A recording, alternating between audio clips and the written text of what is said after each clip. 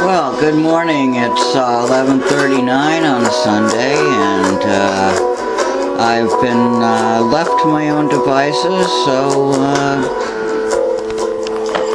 because of that, I am going to do some talking about some stuff that's been on my mind and stuff that may be on your mind at this time of year, and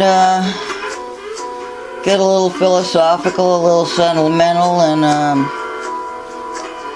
just kind of while away the minutes like you do on a Sunday, and especially when you're on your own. Anyway, I've been going through something lately that I'm sure a lot of people have dealt with in life, and that is separating. And, people get separated from husbands or wives, they get separated from children, they get separated from their, their parents.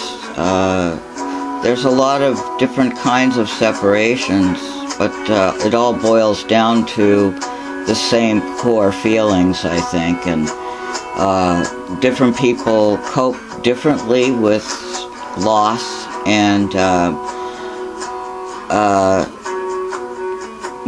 and there's no right or wrong. It's how we cope. Well, it's how we learn to cope. Some people just automatically are able to cope with things, and other people have to learn how to cope, and it can be done. But lately, the situation I've been in is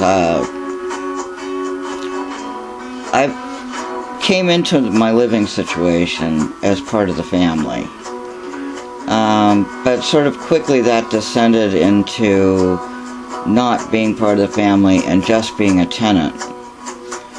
And that's fine, and that's absolutely fine. That happens in life, but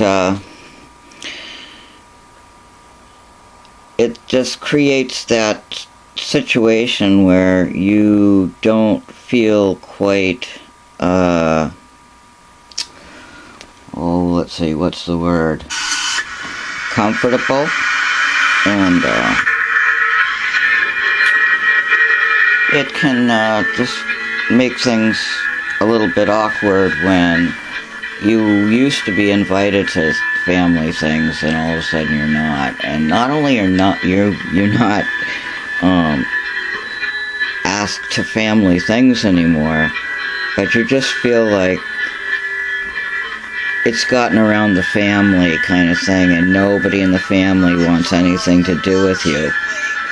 And of course, it could be paranoia, and it could be an exaggerated version of what's really going on, and it could have nothing at all to do with me. But that's the point. It doesn't have anything to do with me, and that's where I've become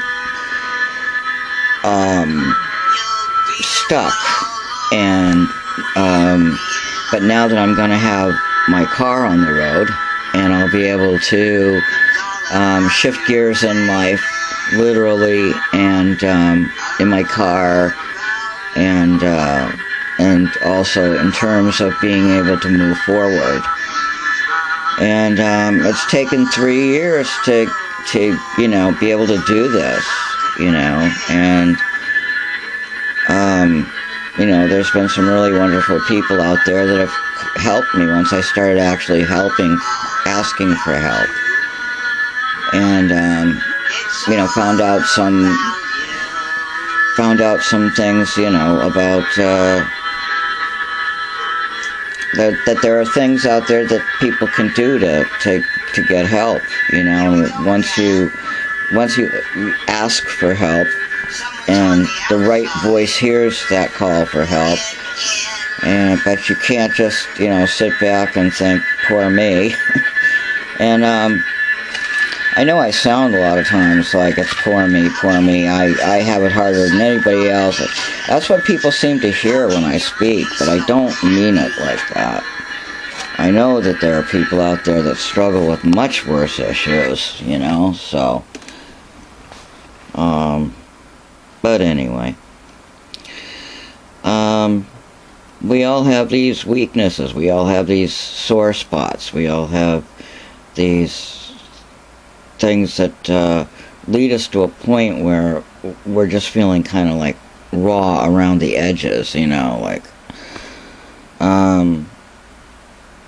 and if we don't have someone to talk to about it, or have sort of a community to get involved with to sort of deflect from it, it tends to just it tends to fester, and it tends to become much bigger than it actually is. But once you start letting go of that and actually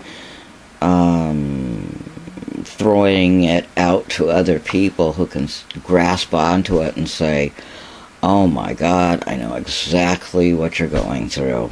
Oh my God. And you don't feel so alone. And things don't seem so crushingly heavy once you've released that, you know. And so, that's podcast number 1. You're listening to Eddy's News.